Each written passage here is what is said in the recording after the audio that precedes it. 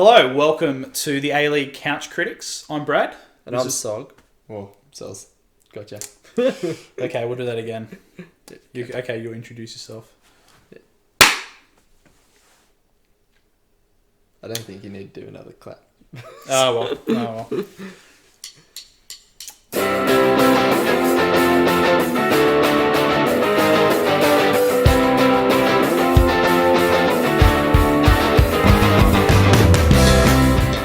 G'day, welcome to the A-League Couch Critics. I'm Brad. And I'm Sogg.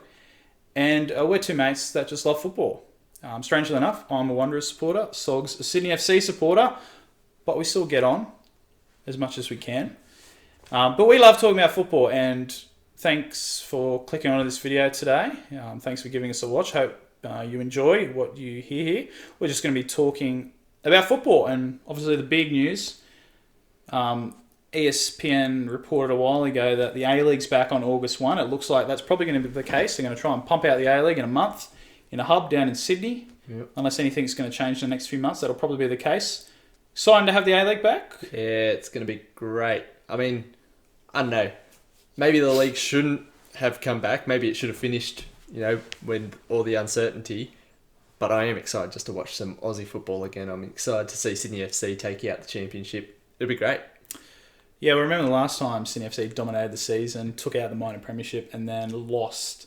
Was it James Teresi scored the win? No, was it Vidicic scored the... No, it wasn't Vidicic. Who scored that own goal? The guy who used to play for you. It was Terry Antonis. Terry Antonis, there we go. Never. And then he scored the own goal, it went 1-1 or 2-2, and then he got the winner going on a mad run in the semi-final. I mean, I was overjoyed, but I was kind of like, wow, this is crazy. And I think Melbourne Victory finished 4th that year. Yeah, won't happen again. But yeah, I'm excited to see the A-League back. And in that hub format, it'll be just great to watch A-League like every night of the week. Hey? Yeah, they're going to be pumping out the games, which will be exciting.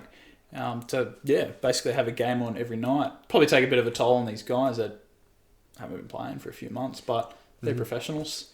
Yeah, that's just what they're training for, and hopefully, everything goes to plan. We're getting the football back in a month or two. I think one thing coming out of this that'll be really interesting to see is with the A-League playing kind of in winter months, having a final kind of around the same time the NRL and AFL are still there, we'll really be able to test whether or not the A-League can actually compete in that winter zone. If we can get people watching and people talking about it and the media presence while NRL and AFL is going on, that could really help a case for switching to winter. Could be interesting. Yeah, this has been a big argument, I think, for a long time about why aren't we playing in winter, and I think the old argument was that, back in the 80s when we did make the switch, there was a lot of attention for Aussie rules and for NRL, and I don't know if that argument still holds up. I think the sport has developed a lot in the past 30 years. Still think we've got a long way to go if we ever want to be anything like the AFL in terms of media attention and attendances. But I think it's something we could do down the track. But yeah, this is the chance to see what the attention will get like, because you'll have NRL on, you have the AFL, you'll have Super Rugby, or at least an Australian competition. It'll be interesting. It'll definitely be interesting. And as well, I think just cooler temperatures, it'll be interesting even after, a couple of months off. I think they're professionals, their fitness will be there.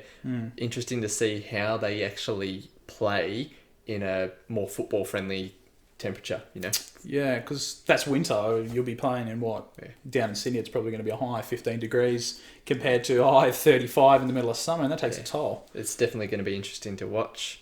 And talking about interesting to watch, Bradley, we've seen Brazil have pulled out of their bid for the Women's World Cup. The Women's World Cup. Which puts Australia in a pretty strong position.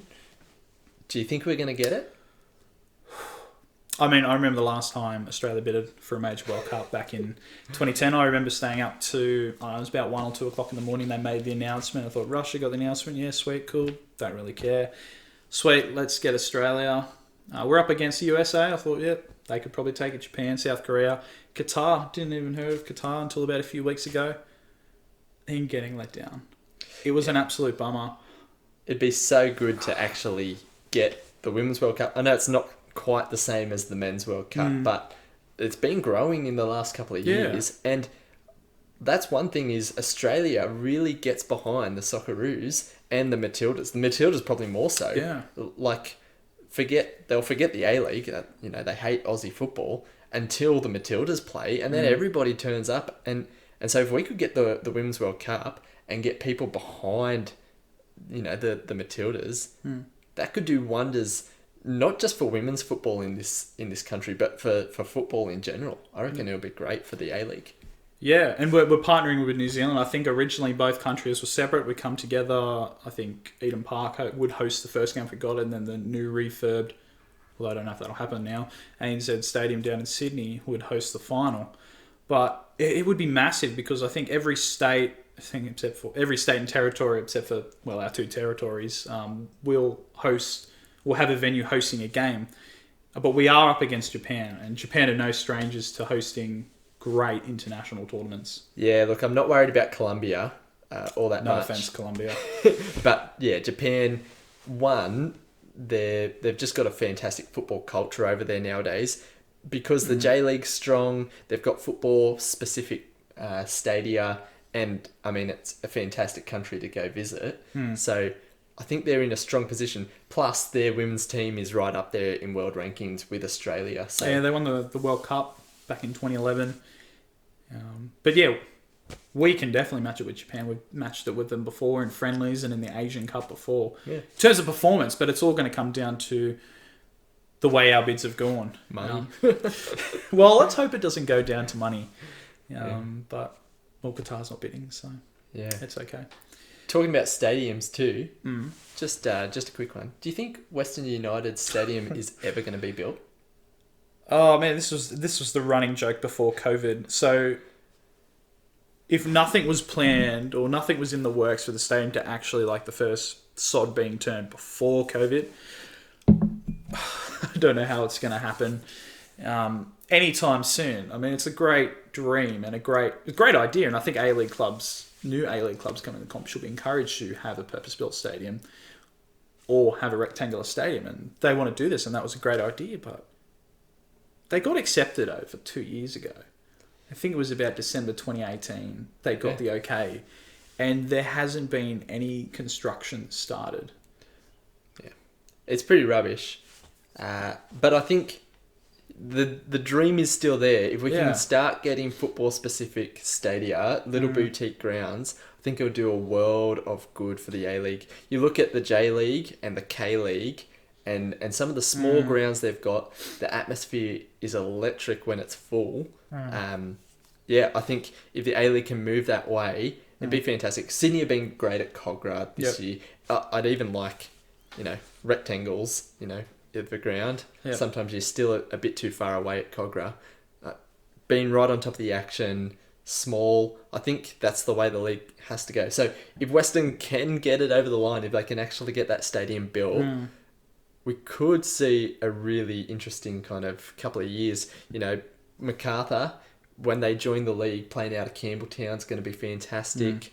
And I think, you look at Central Coast, that's a great little stadium that actually fits the purpose. And I think Adelaide as well. I've always wanted to go and visit High Marsh because it just looks like a fantastic atmosphere at those grounds. Yeah, I've been to High Marsh actually back in 2015 when I went to Adelaide to watch Liverpool. There was about 5,000 people on a very, very cold night to watch the Liverpool train.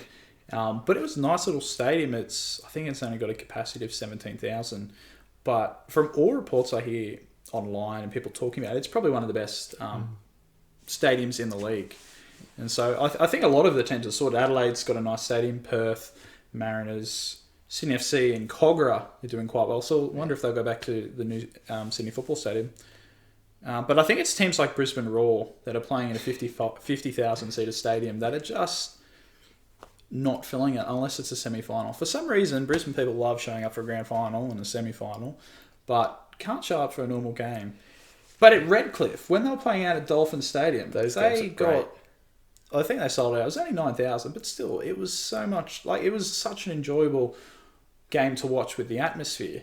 And if Brisbane, like Redcliffe's a bit out of the CBD of where they've been playing in Brisbane, if they can build a stadium that kind of size, like 15,000, 16, even 20,000, that would probably suit them. And if they want to take the grand final to Suncorp Stadium, that would work. It just takes a bit of forward thinking, I think, like building a small stadium that has room for expansion. So building it at 15, 20,000, then with just the possibility of extending it. And I think there are some really good companies out there. So it'd be interesting to see the A-League go down that track.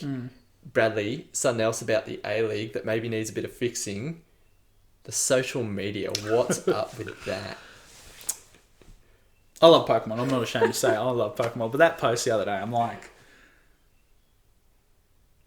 whatever. Like, the guys running it clearly have some good graphical ideas, but I just think I don't know. Who are they trying to reach with? Like the Rick and Morty, the Rick and Morty one. Like, what the hell was that? Like, it didn't even make any sense. Like, sure, it might be an okay show, but do you really think posting a Rick and Morty picture is actually going to get people interested in the football? And I thought the Star Wars round was a bit of a laugh for us, but that's great publicity compared to what we've been getting on social media. Yeah. I understand things are a bit dried up with no football at the moment, but But the flashback videos where they've been replaying like semi-finals and grand finals have been great. The Socceroos, when they did the flashback to the 2005 game against Uruguay, that did so well online. It was so good. I'm a Sydney FC supporter, but the other day I watched on Instagram the replay of Central Coast versus Newcastle grand final. Yeah, and it was a pretty boring game. It finished 1-0. But I think that was the first ever A-League game I watched, was that grand final. It was, watching it back actually gave me some great nostalgic kind of feelings.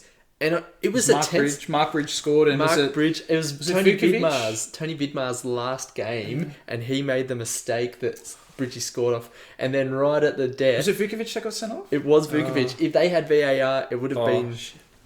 it stopped. Sorry, just had a bit of technical difficulties there.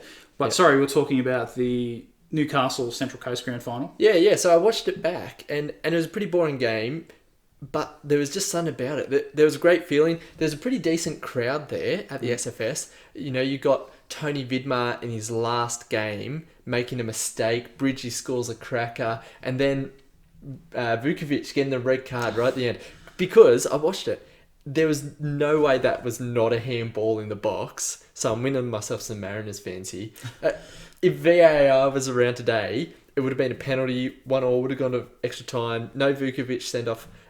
But the way it was just great. And I love watching that. So those are the things. They've been really good. Their kind of captain's posts recently have been pretty cool. Get away from the cartoon stuff. There's better way of attracting kind of young and new audiences. But yeah, it's been really interesting to see FFA's approach to social media recently. Yeah, so FFA, if you're watching, me and Sogg and I are available if you want us to do any social media work. I think A-League memes have offered too before. They've inboxed, they've offered. A-League memes would be interesting. A-League memes are the peak social media team online, or on Facebook at least. Yeah, it probably goes A-League memes on Facebook, then A-League Reddit, and then the rest. No. Yeah. I also like expanding A-League. I really love. They're a bit more serious. I love A-League memes because they're fantastically funny.